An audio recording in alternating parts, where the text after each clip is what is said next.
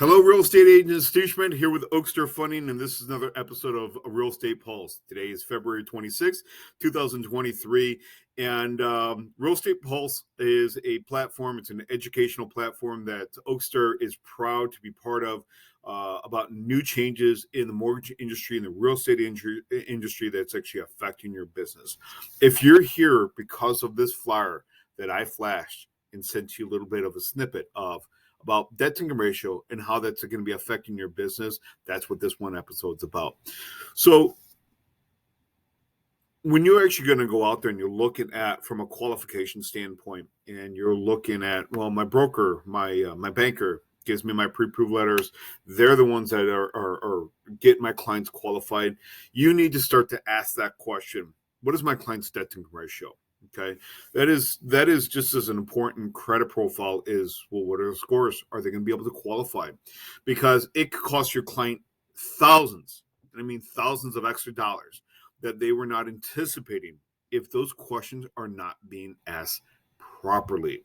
Okay, so Fannie Mae and Freddie Mac are rolling out new debt to income ratio hits. So again, there was always credit scores profile that could affect pricing. But there really was never before a debt to income ratio adjustment that was out there. And this new adjustment is huge, you guys. Okay. So whoever that you're dealing with, if they're not asking you the questions, those taxes, what are the property taxes on this house? Is there any HOA fees that I need to worry about? Or you're not asking the question, have you fully analyzed the credit profile or the income documents from the client? Then your clients are going to be surprised.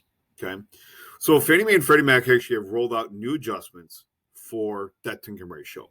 Okay, and this is the new chart that is going to affect basically in 30 days. And most banks, most lenders are already rolling out. So prior to this adjustment, there was never a debt to income ratio hit or adjustment, but there is now. Okay. So to give you a little bit of history of Fannie Mae and Freddie Mac, it used to be Fannie Mae and Freddie Mac are the people that back all conforming or all conventional loans. And from before automated desktop running and writing systems, DU and LP, desktop running and writing for Fannie Mae, LP for Freddie Mac, it used to be a hard stop at 36% debt to income ratio. Okay. If your total expenses, housing and any other revolving debt that you had did not exceed 36%, you were going to be fine. Fannie Mae, Freddie Mac rolled out an automated desktop running rating system. It changed the industry as a whole. It was huge.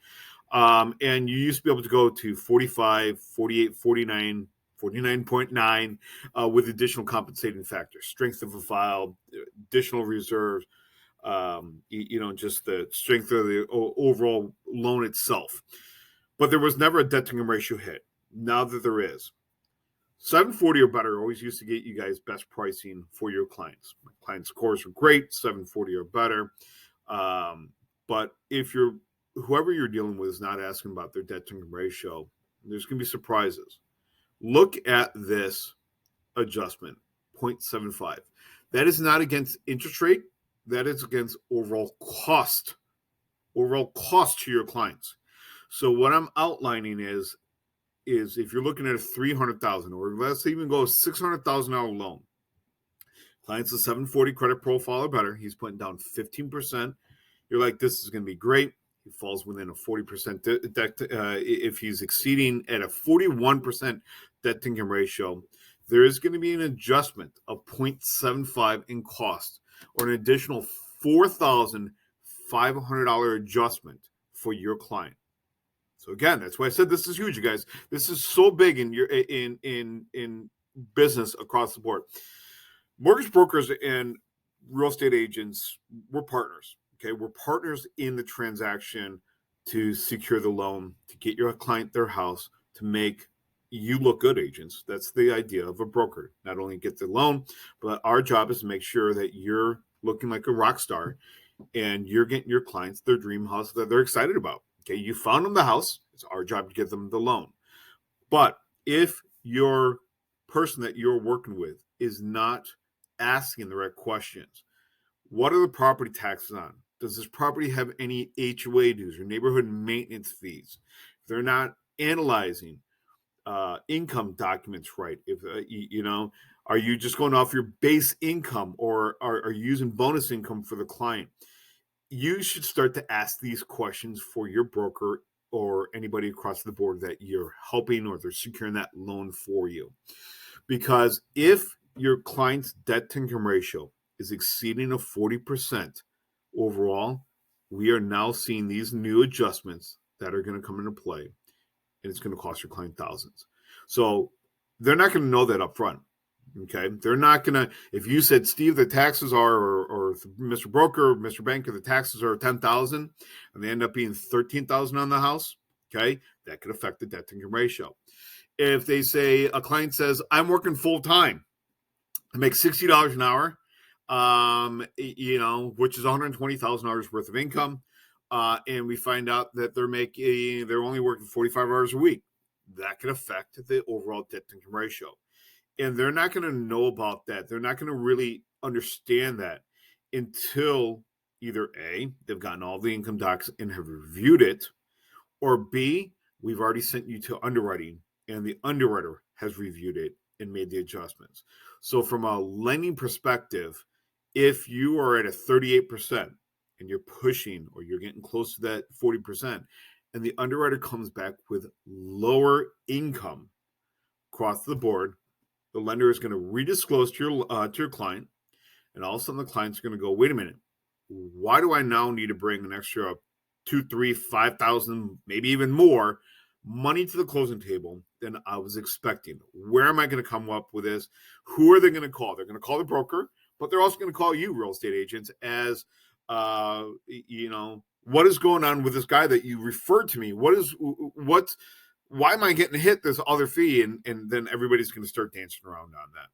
So you want to make sure that you're actually knowing or asking that question now on a pre-approved letter that you get from anybody out there.